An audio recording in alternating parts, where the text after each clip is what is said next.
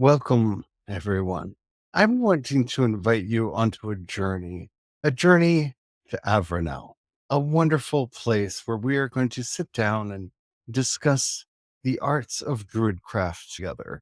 We've talked a lot about this, that, and the other thing over the time that we've been together, but we thought it might actually be handy to sit down and actually go through the basics of craft so that everyone is on the same page. So hopefully, whether you're a beginner, intermediate, or if you've been doing this for years like we have, you'll get something out of the series.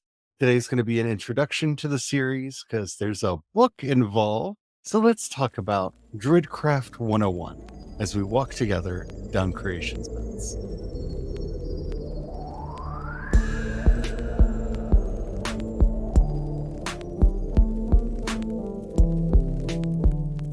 Hello, everyone. My name is Charlie. I am a Christopagan Druid and Priest of Bridget. Hello, everyone. My name is Brian. I'm a Christopagan Druid and sous chef to the Dog Day.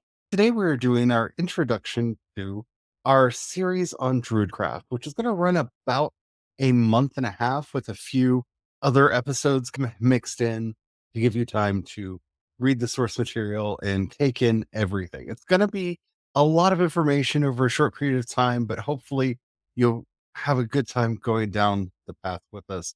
We're very excited to present the series, and we hope that even if you've been an advanced practitioner of ceremonial magic or any other kind of magic, you will at least come along for the ride. Because what we're hoping to get out of this is, if nothing else, kind of a lingua franca, a common language where we can talk about our practice together and be able to help each other grow and develop. But before we get into all that, if you haven't already, don't forget to like, subscribe, follow, whatever the terminology happens to be on whatever app you're listening to us on. We do original Christopagan and Druid content 5 days a week, Monday through Friday. And, well, you just heard what we've got coming. You don't want to miss an episode. All right, let's get into it. Druidcraft is an old word and a new word. In fact, you can find the term Druidcraft going back to the poetry of Yeats. You can find it going back even further than that. I believe even William Blake uses it a couple times in some of his poems. And I don't think a lot of people know that William Blake was a member of a Druidic order, but he was. For our purposes, we're going to be using the term Druidcraft as it's used in Philip Carr-Gomm's book by the same name. And that's the first thing that we want to recommend that you do. If you've not read the book before, it's a short read. It is a beautiful read. It is an entertaining book. Pick yourself up a copy of Druidcraft by Philip Carr-Gomm, and we're going to be going through basically one chapter a week in this book. So we're kind of going to cover the introduction and some of the reasons for this today. And then we will be getting into chapter 2 starting next week. Actually, so there's a slight thing with that. Chapter 2 is going to be Thursday's episode. So we're going to get into chapter 2 this week. But then we're going to cover the chapter on Monday and then have follow-up episodes going into more detail. So that's actually going to run starting that Thursday and then go through part of next week. So a little bit of homework pretty quickly, but it's only 2 chapters technically. You have the intro chapter and chapter 2. And they're short chapters. It's not a long book. We picked this book for a couple reasons. One, it is a good general introduction to magic and to the practices that we're going to be talking about. It is not dense to read. It has a wonderful flow to it where he does a tale from the lore. He tells an actual story in there of going to Avranel and studying Druidcraft, where you learn some of the basics. There is a history section and a practical. Here's a ritual, a thing that you can do to put this into practice. It's a very wonderfully written book. And if you have access to Audible or other places where you can get the audiobook, I highly recommend the audiobook. I often fall asleep to the audiobook because it's just a wonderful book to listen to. It's fully cast and it's a family affair. It's that brought it together, and hearing all of the different voices and conversation with each other. It is a delightful audiobook to listen to, and I recommend that wholeheartedly. I do think the book is important, though. which you can find as a digital version or a print version, because there are some rituals in there you may want to actually perform, and that's easier to do if you have them written out. Part of the plan is after this episode goes up, hopefully shortly after this episode goes up, if I have been studious, there should be a playlist. This one will actually be the first in a playlist. I believe I'll be able to curate it in that manner, and it will include each of the episodes as they come out into it. It will also have some previous episodes where we have covered certain topics that we'll be covering with each chapter. So you can also get kind of a little sneak preview and or a place you can reference back to as we're going through this for some of the topics as well. And you'll be able to find that playlist over on our Creations Paths YouTube channel. I wish Spotify, who is known for its playlists, made it easier to create podcast playlists like this, and hopefully one day they will. For now, if you want to see the playlist, it'll be available on our Creations Paths YouTube channel. All right. I'm excited about this. I'm very excited. I'm excited about this because we have talked about magic and we've talked about various ways to get into magic before. And what I love about Philip Carr-Gomm's book is, like I said, it is the gentlest entry into magic. It is very slow boil. It talks about the different kinds of magic, from aligning ourselves with the seasons all the way through to magic for self-development and growth, through to actual magic of change and manifestation, like how to actually bring magical effects into your life and the procedures for all of it. But before we get too far into the meat of this, I also wanted to let everyone know we're going to collect the comments and we're going to collect questions, thoughts, opinions that you share as we're going through the different episodes and through this series. And we're going to do a Q&A at the end. You can submit those questions on YouTube, on Spotify, go to creationpaths.com and submit the questions and stuff there in the chat as we're going through this material. And then there'll be a final kind of follow-up episode at the very end in March to the end of the book, and we'll dive into all that goodness there. We've talked about this before, but Druidcraft really hinges its name on the fact that it is envisioning itself as a reacquaintance or a re-meeting of Druidry and Wicca, because Gerald Gardner and Ross Nichols, the founders of modern day Wicca and really the founder of Druidry. I do know that the Druid revival predated him, but he had such an effect on modern Druidry. He founded the largest Druid order in the world right now, and that has had ripple effects out from there. They were really close friends. We've actually done an episode previously, which will be on the playlist, about the relationship between Ross Nichols and Gerald Gardner. The idea that Cargom is going for is to try to bring these two traditions a little bit closer together, in that a lot of folk in Druidry and a lot of folk in Witchcraft and Wicca, which I do realize and understand are separate traditions. I am not conflating them, but we don't often see each other as playing on the same field. And one of the things that he really wants to do here is kind of create a common language. And he, in real life, actually created a coven that includes witches, Wiccans, and Druids who gather together and practice together. And that's what we're trying to do with this channel, which is one of the reasons why I felt that the Druidcraft would be a good tool to bring us all together. Because for people like me who come from a ceremonial magic background and have spent many years in fairy magic, Druidry gives me a way to talk to people who have been in various forms of Wicca or Witchcraft, to be able to use common vernacular, to have words and phrases and an understanding, just a level playing field, so that we're all talking together and not talking over each other or past each other. One of the things that I've learned from my decades, oh, feels so weird saying words like that, my decades practicing magic, is that regardless of what you call it, we're all engaging with the same mysteries. We're all engaging with the same or similar energies. Some of us are more solar energy folk, like those who practice Selima, their magic is very dedicated to solar energy and the sun, where Wicca tends to be much more lunar energy and deals more with the moon.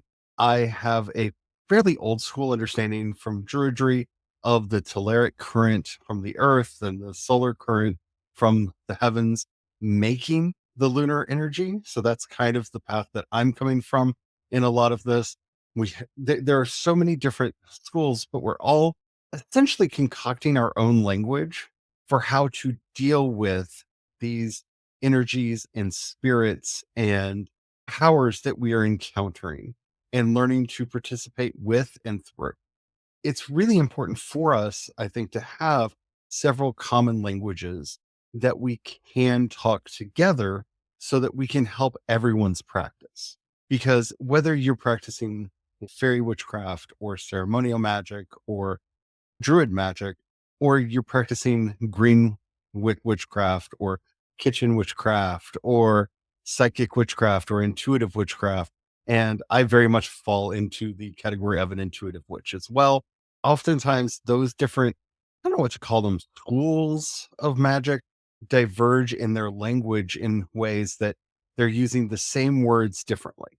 And thus, when practitioners get together, we're often talking about the same thing, but using different words and having arguments about practice, or we're using the same word differently and having arguments over the practice. And if there's anything that I know from everything going on in the world right now, we need solidarity between all people who are working to bring good, to bring healing, restoration, power, security, and safety into this world. We need to have that very strong solidarity with each other. And you may have noticed we are not spending a lot of episodes specifically talking about what is going on in the news. And we have done some things that are tangential to it. But I think that if you're looking for that content, especially if you're somebody in our audience looking for that content, the New Evangelicals have you covered. Benjamin Dixon has you covered. There are a lot of good voices out there that are speaking from a faith-based. Isha on the Activist Witch is doing a lot of really good work in this field too, where you have people that are in these fields talking directly to the issues that are happening in the news right now. And what I feel we need to be doing and our kind of role in this is trying to do more to build that solidarity between traditions and to bring that collaboration and connection in. I know for a portion of our audience, they are new to the ideas of practicing the craft and of practicing magic, and magic feels foreign to them because we do have a lot of people coming in from various non-magical practicing traditions as well. And this is where I really like the idea of using the language school of magic, because it is about establishing the common ground and recognizing the differences in the philosophies behind it. Just because you may come from a secular science-based background or school of philosophy, you are still a practitioner of a school of magic. It's just through employment of the scientific method and manipulating those energies through chemistry and physics, you're still a practicing school of magic. And recognizing that common ground helps to break down some of the unnecessary prejudices that come up from both sides. Because once again, if you're, say, you're a Christian, you're practicing more of a faith-based school of magic from that Christian philosophy, it is still a school of magic that you are practicing and engaging in, whether aware or not, and recognizing this commonality, because originally you had religion versus science. You had religion and science versus magic, and religion, science, and magic versus pagan belief systems or Gnostic belief system. But you have basically an overarching set of philosophies, and you have a school of magic that couples along with it that makes up the, I guess you could call it religion. But whether your religion is science or your religion is Christianity or your religion is Druidry or your religion is Wicca or any of those different ones, there's still that commonality that really helps. A lot of people get upset when you refer to science as a religion. Remember, we're using religion in the very old school sense of the term. So for us, religion is that which links us together. It's giving us a common past, a common lineage. It's giving us a common set of practices, beliefs, and building a community. It's that thing that connects us together is religion. If it is a binding force in your life, it is religion. For some people, their family is their religion. For some people, their business is their religion. It's that thing that unites and carries us together. And for all the people who do not think that they practice magic, magic is the manipulation of subtle energies to achieve specific goals and aims. Rhetoric is magic. Rhetoric is a form of spellcraft which is performed before an audience to work fascination magic on them, where you're trying to literally cast a spell over your audience to fascinate them and sway them to your point of view. Magic is not always just invoking spirits or invoking the powers of earth, sea, and sky, or earth, air, water, fire, and spirit. Magic is the manipulation of subtle energies, whether those are the more subtle energies of life or the emotions and opinions of others. It is all magic.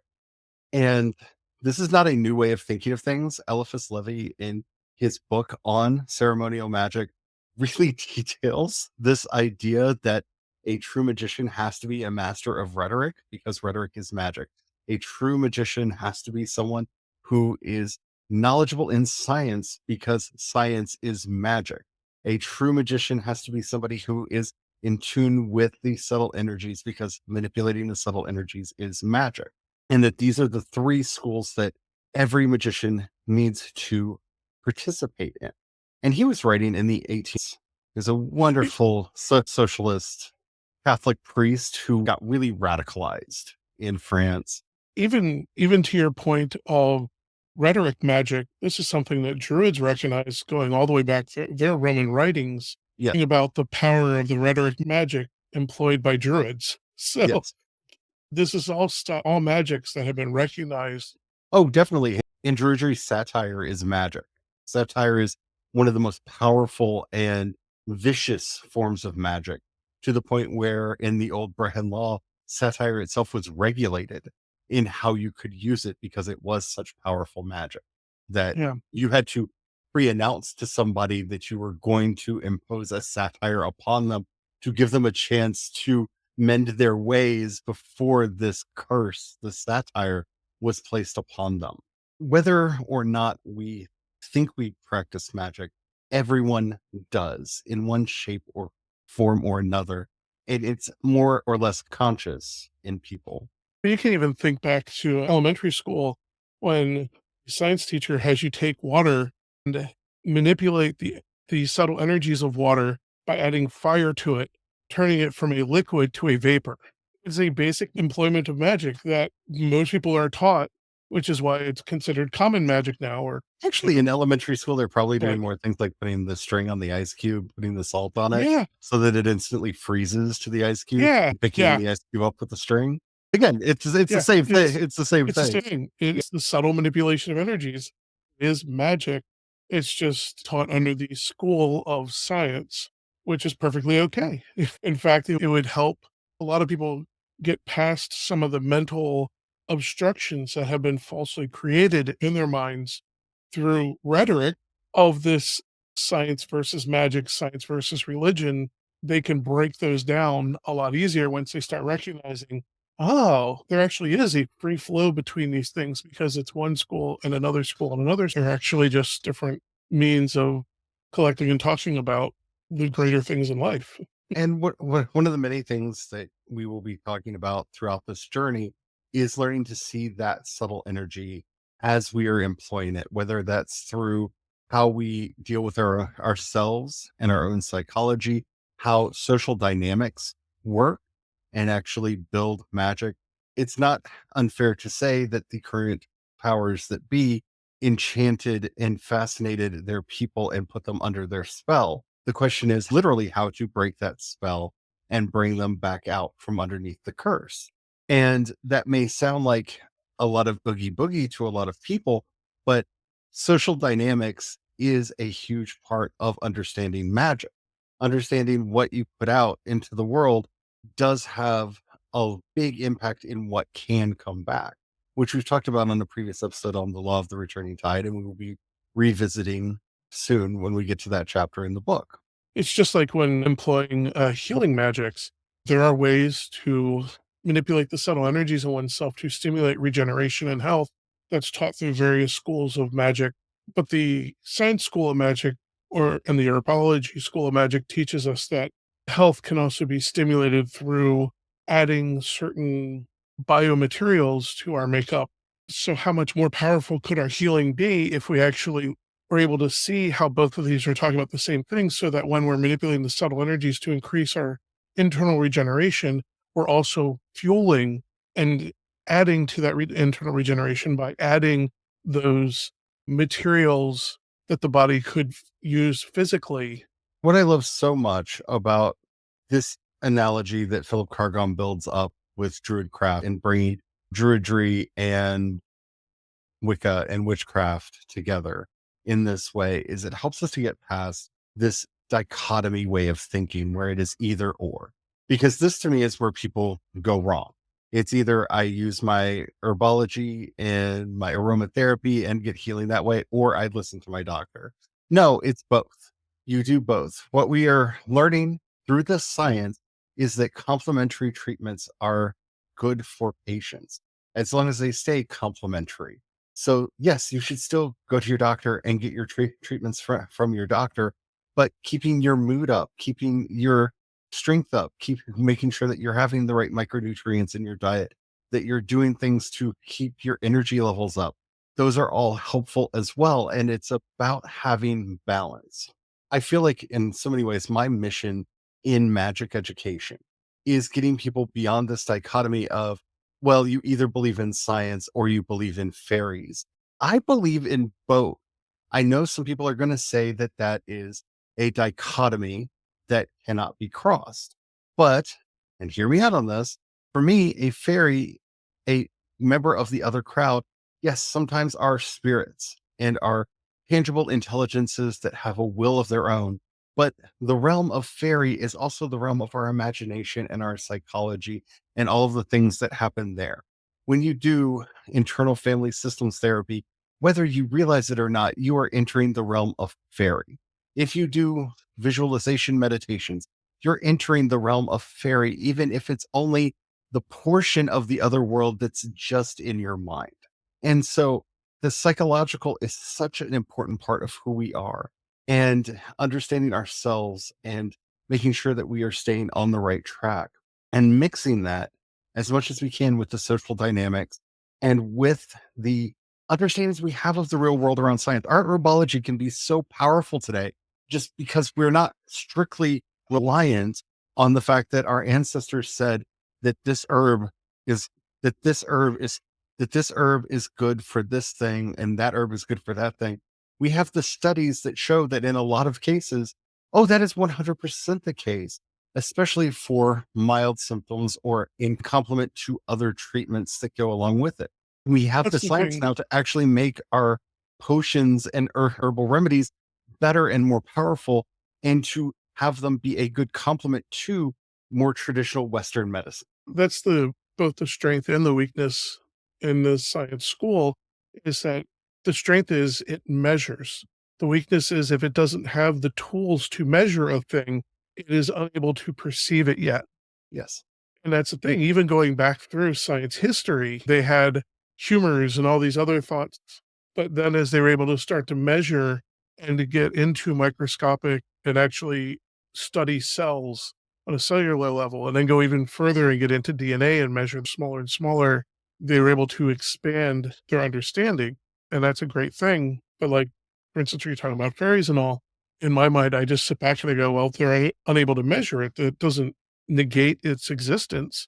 It doesn't make one right over the other. It's just they have hit their limitation. And until they're able to measure these things, I think they're going to need to continue working on it.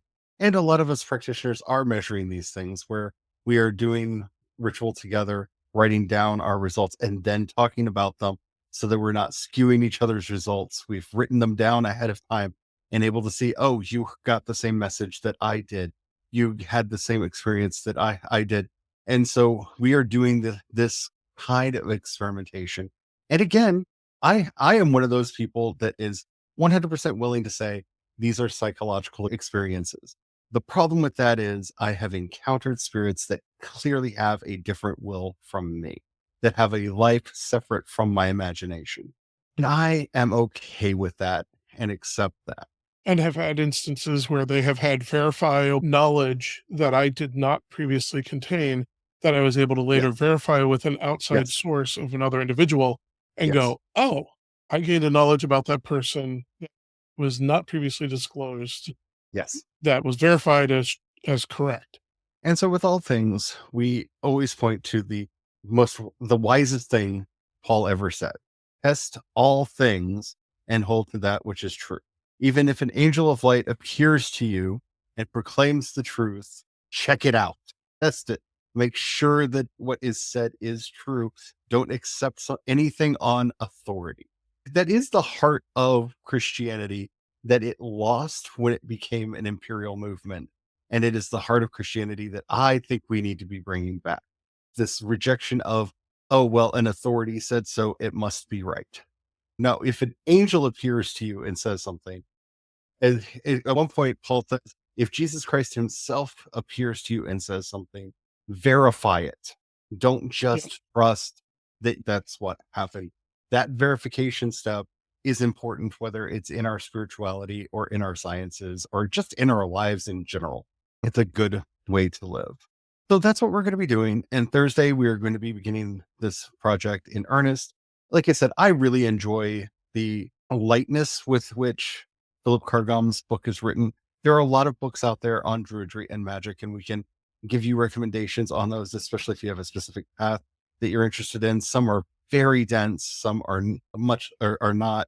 This one I feel like is a good, especially if you've never practiced magic before and you're curious, or you've never practiced this kind of magic before and you're curious.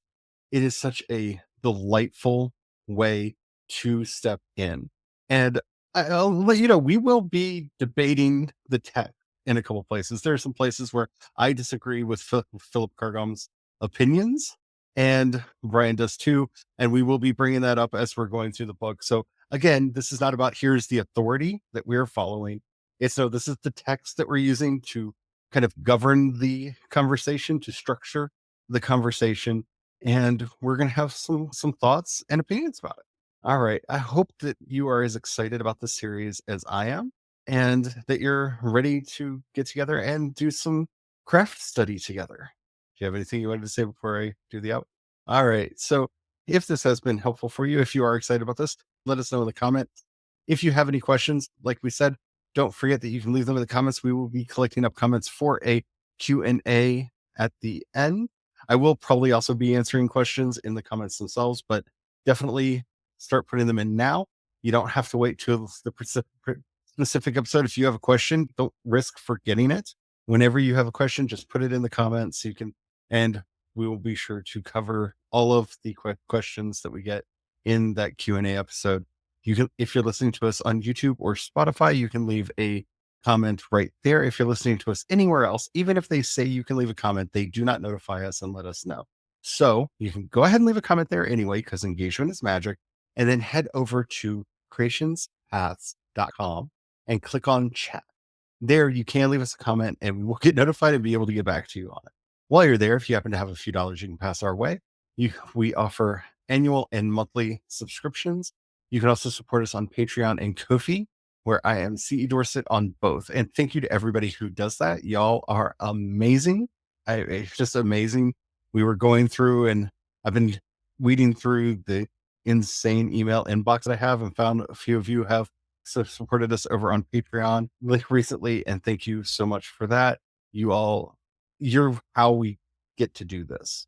And thank you so much from the bottom of both of our hearts.